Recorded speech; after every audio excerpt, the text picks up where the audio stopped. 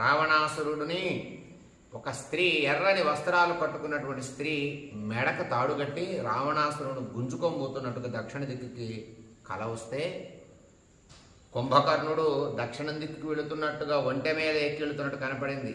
అలాగే ఇంద్రజిత్తు కూడా ముసలి వాహనం ఎక్కి దక్షిణం దిక్కుకు వెళుతున్నాడు. అంటే వీళ్ళకి మరణం ఆసన్నమైందేమో అని నాకు అనిపిస్తుంది.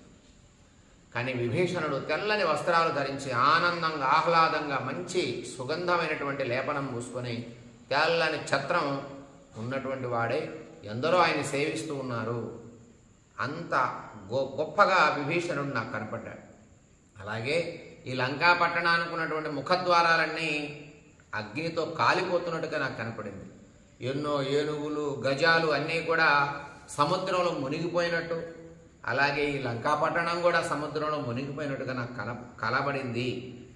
ఇది ఏదో అశుభాన్ని